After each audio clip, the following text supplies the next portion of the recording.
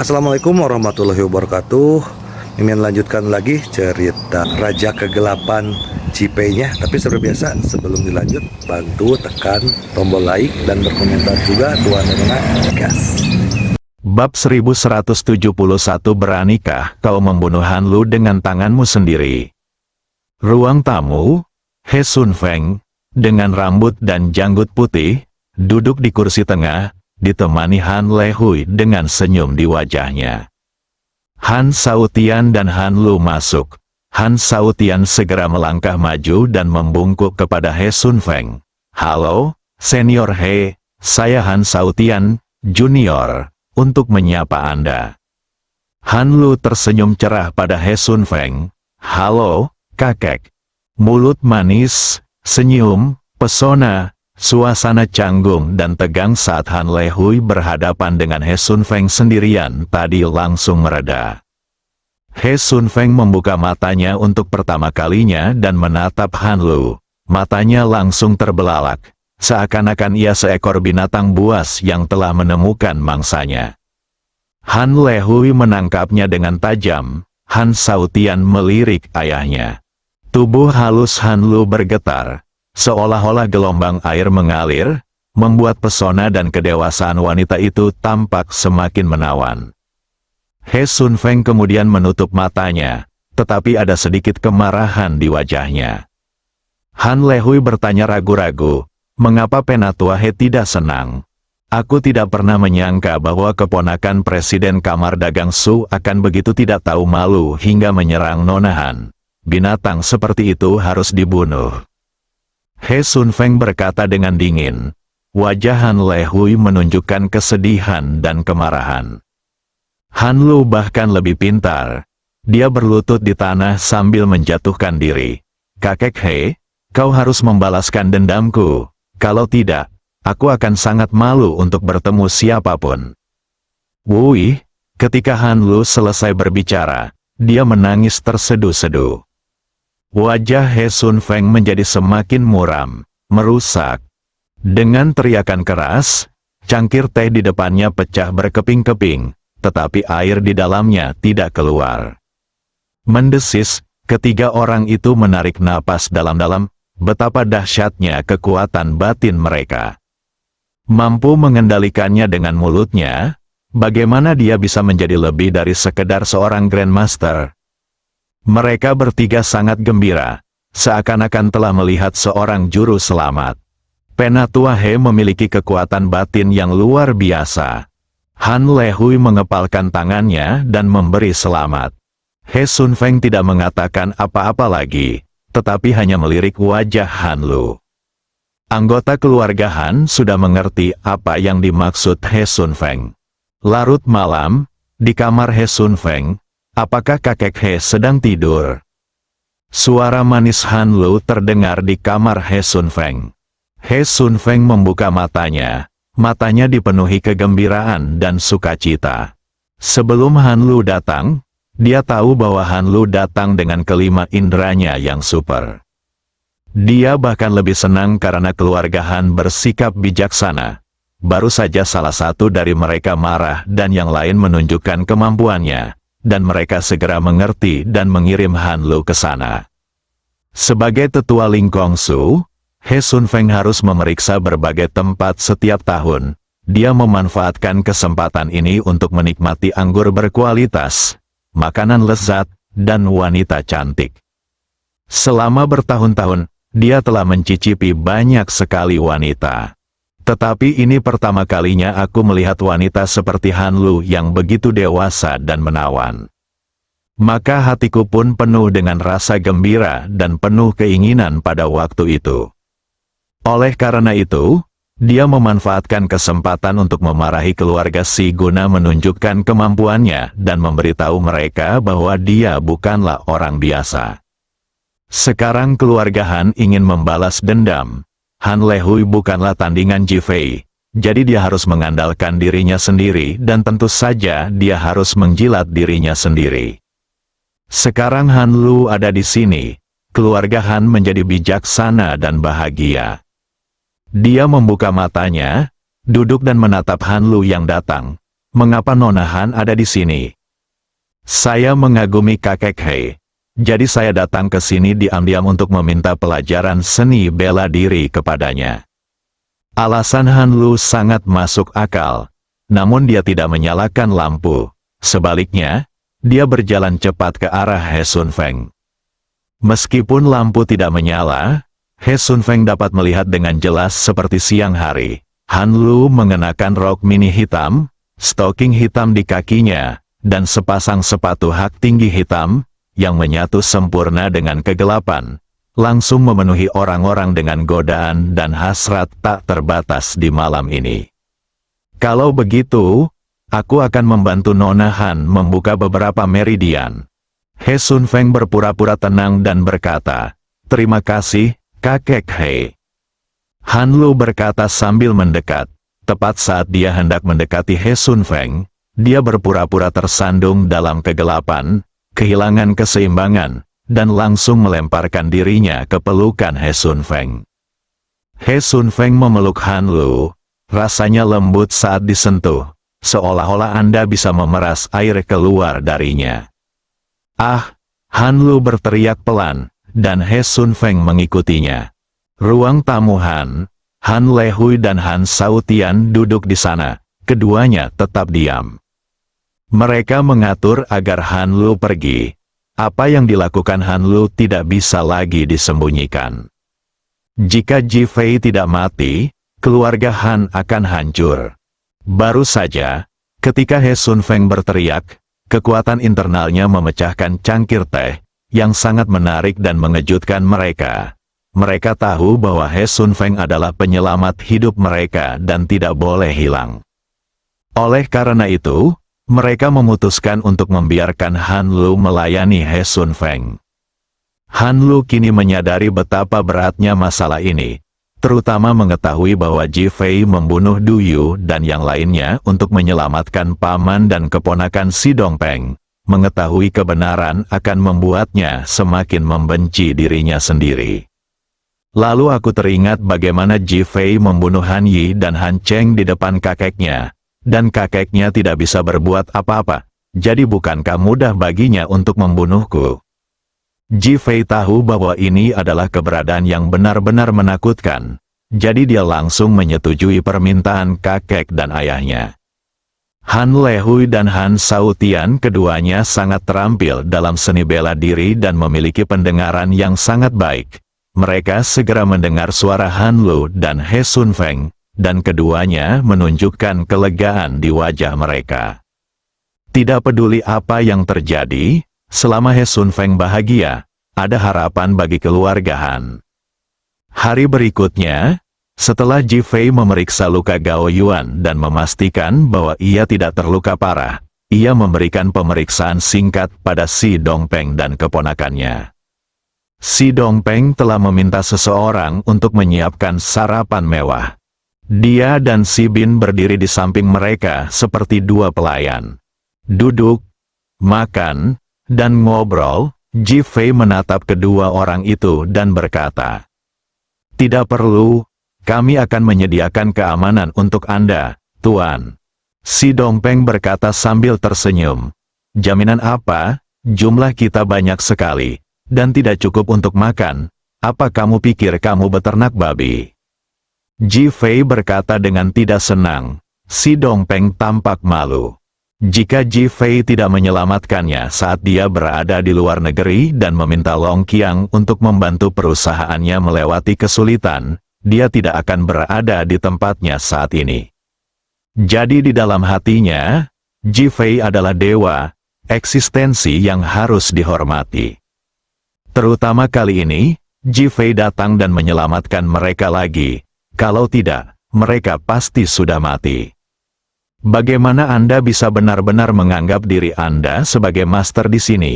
Melihat dia menolak untuk duduk, Ji Fei menatap Si Bin dan bertanya, "Bagaimana keadaanmu sekarang setelah semalaman menenangkan diri?" Wajah Si Bin masih penuh amarah. Bahkan seluruh tubuhnya gemetar. Dia masih merasa sangat terhina dan bahkan sangat jijik. Ia tidak pernah kekurangan pelamar, Bahkan bisa dikatakan ia memiliki banyak sekali pelamar. Namun ia tidak pernah menyangka akan bertemu dengan wanita kotor yang mau tidur dengannya. Masih merasukinya tanpa malu. Sekarang, kata-kata Ji-Fei sepertinya telah menyentuh sarafnya, dan lebih seperti membuka bekas lukanya. Kalau bukan Ji-Fei, tapi orang lain, dia pasti akan marah besar dan bahkan ingin mengumpat. Li Ruoxi dan 3 wanita lainnya menatap Ji-Fei. Mata mereka dipenuhi dengan pengingat, ingin Ji-Fei memperhatikan kata-kata dan tindakannya. Namun, Ji-Fei sangat tenang, dan menatap Si Bin dengan sikap yang menunjukkan bahwa dia harus memberinya jawaban. Untuk waktu yang lama Si Bin menghela napas. Tuan, saya harus membalas dendam ini. Beranikah kau membunuh Han Lu dengan tanganmu sendiri? Bab 1172 berlutut untuk menyambut diam. Seluruh ruang tamu menjadi sunyi. Pertanyaan Ji-Fei sangat tiba-tiba dan sangat mengganggu saraf semua orang. Terutama saraf Si Bin. Dia tidak pernah menyangka Ji-Fei akan menanyakan pertanyaan seperti itu. Pertanyaannya terlalu langsung, pertanyaannya terlalu mudah. Pertanyaannya terlalu mendadak, membunuh. Dia tidak pernah memikirkan masalah ini. Meskipun dia membenci Han Lu, dia tidak pernah berpikir untuk membunuh Han Lu.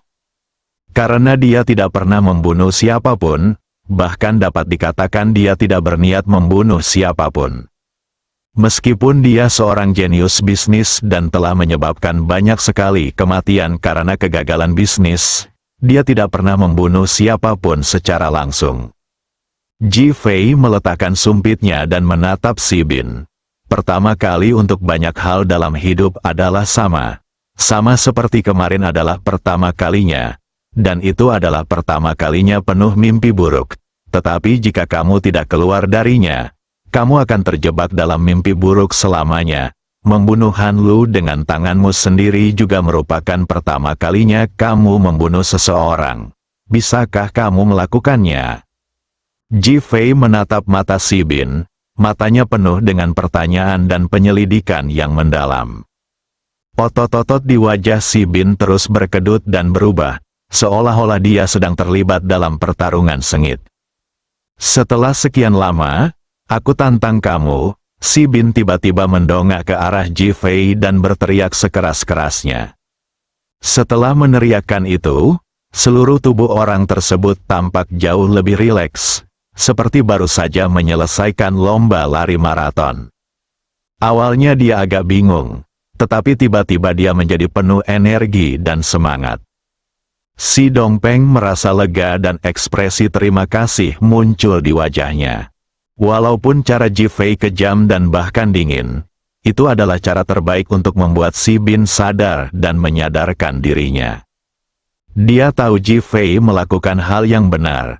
Si Bin tidak hanya tumbuh dewasa, tetapi yang lebih penting, ia memperoleh vitalitas baru dan keberanian untuk hidup. Paman, ayo makan. Si Bin langsung duduk untuk makan, dan seluruh kepribadiannya berubah. Hal ini membuat Si Dongpeng, Li Ruoxi dan orang lain di tempat kejadian sedikit bingung. Oke, ayo makan. Dengan adanya Tuan di sini, kita tidak perlu khawatir tentang apapun. Wajah Si Dongpeng dipenuhi kegembiraan, dan dia mengungkapkan rasa terima kasihnya dari lubuk hatinya. Ji-Fei tersenyum, merasa senang bahwa Si Bin telah sadar. Beberapa orang makan dan memutuskan bagaimana membalas dendam hari ini. Jam 9 pagi, Ji-Fei membawa keempat wanita itu, Si Dongpeng dan Si Bin ke keluarga Han di King Fengmen di Su. Sebagai keluarga seni bela diri kuno, keluarga Han telah diwariskan selama bertahun-tahun dan terletak di pusat kota Su yang makmur. Meskipun kota sekarang sedang berkembang, gedung-gedung tinggi ada di mana-mana. Namun, keluarga Han berlokasi di pusat kota. Bangunan di sekitar mereka tidak tinggi. Terdapat jalan-jalan budaya kuno dengan cita rasa unik dan taman-taman di sekelilingnya. menjadikan tempat ini pilihan yang sempurna untuk bersantai. Namun meskipun sudah jam 9 pagi, masih belum ada seorang pun yang berjalan-jalan di taman. Ji Fei merasa bingung dan tidak dapat menahan diri untuk tidak mengerutkan kening, lalu menatap si Dongpeng. Tempat yang bagus, mengapa begitu sepi? Berdasarkan pemahamannya tentang kota-kota lain, tempat-tempat ini merupakan tempat berkumpulnya orang lanjut usia, atau taman bermain bagi anak-anak, atau bahkan tempat berkencan bagi pasangan. Namun, kedua hal itu bukanlah kenyataan, yang membuat Ji Fei bingung dan bingung dari lubuk hatinya. Tuan, Anda tidak tahu bahwa taman-taman ini, termasuk jalan-jalan kuno di sekitarnya, adalah milik pribadi keluarga Han. Beberapa orang pernah datang ke sini di masa lalu, tetapi hasilnya mereka terluka atau dipukuli sampai mati. Setelah beberapa kali, tidak ada yang berani datang ke sini lagi. Alis Ji Fei langsung berubah menjadi bentuk cuan. Si Bin berkata dengan muram, keluarga Han adalah tiran lokal di Su. Mereka dapat mengendalikan industri apapun yang mereka inginkan. Ji Fei teringat klub Dilong kemarin, yang bahkan bisa mengendalikan organisasi dunia bawah tanah. Keluarga Han memang sangat mendominasi. Ji Fei, kenapa kau tidak memusnahkan saja keluarga Han? Betapa sombongnya lelaki tua itu saat pamer dengan kedua cucunya di Hotel Kingzu terakhir kali. Long Qir menambahkan bahan bakar ke api pada waktu yang tepat. Paman dan keponakan keluarga Si memandang Ji Fei, menunggu jawabannya. Mulut Ji Fei melengkung ke atas, dan hawa dingin perlahan berkumpul. Tentu saja keluarga Si harus mati, dan semuanya harus mati. Singkatnya, penuh dengan kekuatan yang mendominasi. Si Dongpeng, apakah kamu mencari kematian? Tuan keluarga Han kami telah membiarkanmu pergi kemarin, tetapi kamu masih berani datang ke sini. Petugas keamanan yang diusir Gao Yuan kemarin datang menghampiri dan berkata dengan kejam. Ji Fei memandang ke arah petugas keamanan, yang kebetulan juga tengah memandang ke arahnya. Ji Fei mengenakan jaket anti-angin warna krem, dan dia memiliki temperamen yang mulia, seperti seorang pemuda dari keluarga kaya, yang membuat petugas keamanan tercengang. Namun dia segera berkata, sudah kubilang, pergilah dari sini sekarang juga jika kau tahu apa yang terbaik untukmu. Kalau tidak, jangan katakan bahwa kami dari keluarga Han tidak akan membiarkanmu hidup. Di matanya, Ji Fei adalah Si Bin kedua. Saya bahkan bertanya-tanya, jika Han Lu melihatnya, apakah akan terjadi cerita baru? Bising, Ji Fei berkata dengan santai. Tepat saat petugas keamanan itu hendak melangkah maju, dia tiba-tiba merasakan momentum luar biasa yang terpancar dari Ji Fei. Kakinya melemah dan dia tak dapat menahan diri untuk tidak jatuh berlutut dengan suara keras. Ayo pergi. Setelah Ji Fei selesai berbicara, dia memimpin dan berjalan menuju keluarga Han. Petugas keamanan di pintu sangat ketakutan ketika melihat kejadian itu hingga mulutnya menjadi kering. Tetapi dia tidak dapat berbicara. Dia tak dapat menahan diri untuk membiarkan kakinya melunak dan berlutut langsung di tanah, seolah menyambut kedatangan Ji Fei dan yang lainnya. Ji Fei dan kelompoknya memasuki rumah keluarga Han dan berjalan di sepanjang jalan utama menuju halaman belakang. Sepanjang jalan, banyak orang dari keluarga Han melihatnya dan ingin melangkah maju. Tetapi di bawah aura kuat Ji Fei, mereka tidak bisa menahan diri untuk tidak berlutut. Begitu saja, Ji Fei langsung menuju halaman belakang.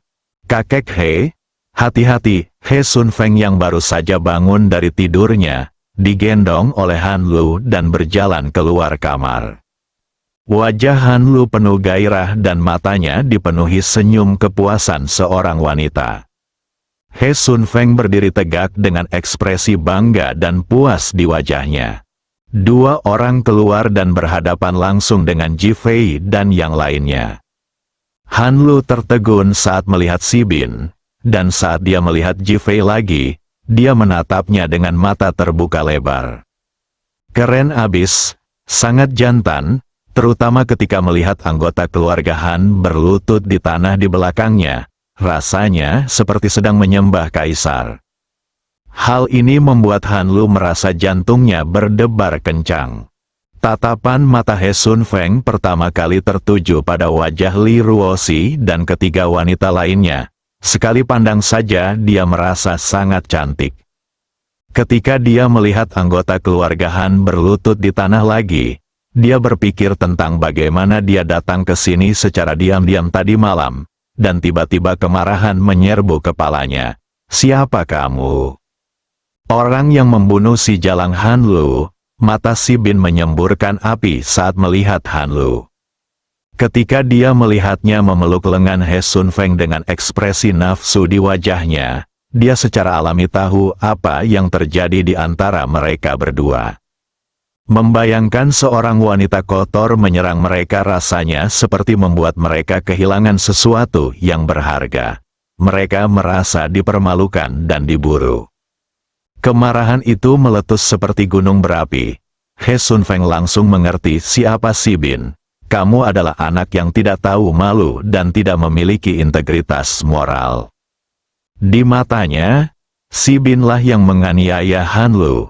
Setelah merasakan kelembutan dan kecantikan Han Lu, dia merasa makin marah karena Si Bin telah mengambil keperawanannya. Suara mendesing, tubuhnya seperti pedang yang terhunus dari sarungnya, menyerang Si Bin secara langsung. Di mana Si Bin bisa bersembunyi, yang tidak dia duga adalah Ji Fei tidak mengambil tindakan apapun. Bersambung.